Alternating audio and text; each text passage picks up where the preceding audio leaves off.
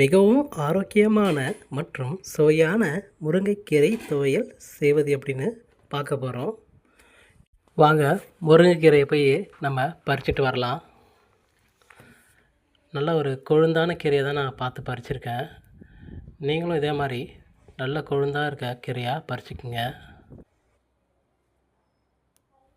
முருங்கைக்கீரையில் நிறைய நன்மைகள் இருக்குது. இரும்புச்சத்து, கால்சியம், விட்டமின், ஆன்டி ஆக்சிடென்ட்டுகள் அதிகமாக இருக்குது. கீரையில் இருக்கக்கூடிய அந்த கோம்புகளை நீக்கிடுங்க.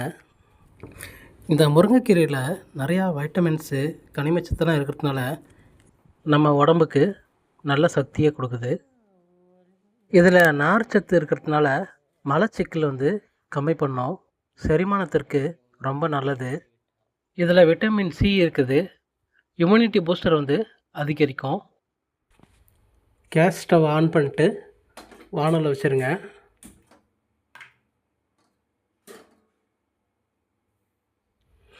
எண்ணெய் ஒரு 50 ml ஊற்றிக்குங்க.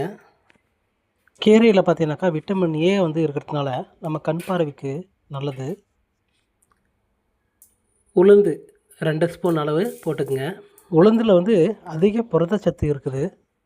கடலப்பயிறு 1.5 ஸ்பூன் அளவுக்கு போட்டுக்குங்க. இது உடல் எடையை குறைக்கிறதுக்கு யூஸ் ஆகுது. மிளகாய் 4லேருந்து 5 காய்ந்த மிளகாய் போட்டுக்குங்க. இது ஒரு நல்ல ருசியை நம்மளுக்கு கொடுக்கும். கடுகு 1 ஸ்பூன் அளவு போட்டுக்குங்க. இது செரிமானத்தை மேம்படுத்தும். உடல் சூட்டை அதிகரிக்கும். கடுகு நல்லா பொரிஞ்சு வந்ததுக்கப்புறம் கீரையை போடுங்க.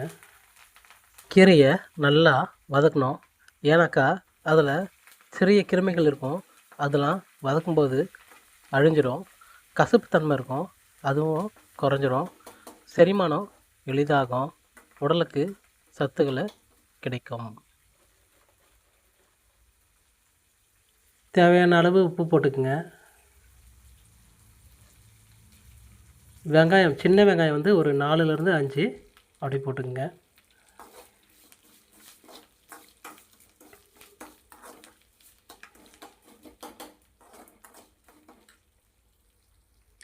புளி 2லேருந்து 3 துண்டு மட்டும் போட்டுக்குங்க.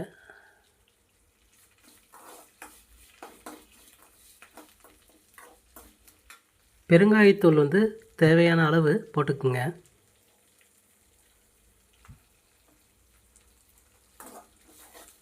நல்லா வதக்கி விடுங்க.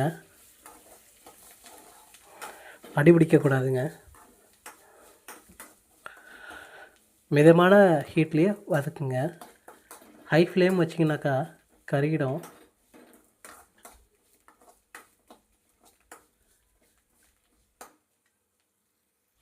பூண்டு 5லேருந்து 6 பல் ஆட் பண்ணிக்கோங்க. முருங்கைக்கீரையில் பார்த்தீங்கன்னாக்கா நிறையா பெனிஃபிட் இருக்குது.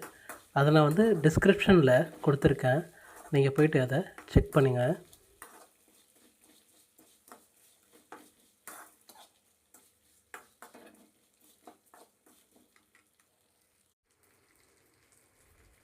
நம்மளுக்கு காரம் பத்தலைனாக்கா ஒரு பச்சை மிளகாய் போட்டுக்கலாம்.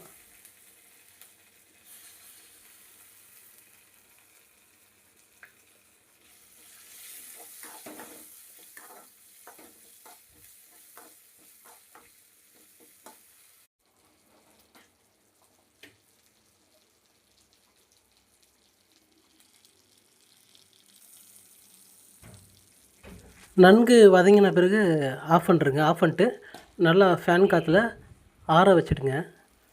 அது நல்லா ஆறட்டும். நம்ம என்ன பண்ணலாம், வேர்க்கடலை 1 ஸ்பூன் அளவு இல்லை 2 ஸ்பூன் கூட நம்ம எடுத்துக்கலாம். இது இதய ஆரோக்கியத்தை மேம்படுத்தும். நல்ல கொழுப்பு சத்து அதிகமாக இருக்குது. புரதச்சத்தும் அதிகமாக இருக்குது.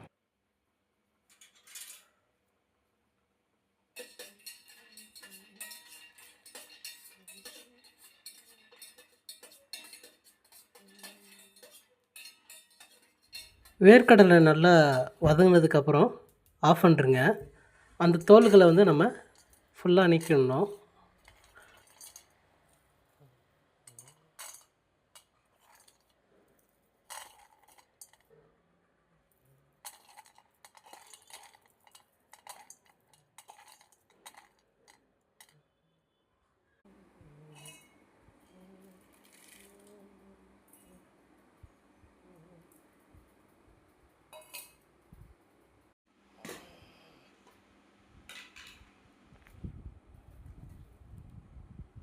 எல்லாத்தையும் மிக்ஸி ஜாருக்கு மாற்றிடுங்க.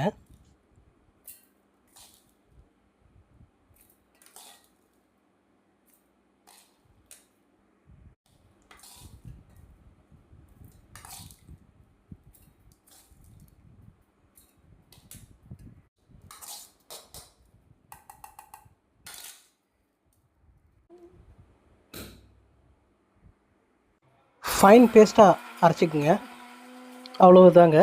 நம்ம இதை வந்து சாதம், இட்லி, தோசை, சப்பாத்தி எல்லாத்துக்குமே நம்ம வந்து இதை சாப்பிடலாம். நம்ம சேனலை சப்ஸ்கிரைப் பண்ணுங்கள், ஷேர் பண்ணுங்கள்.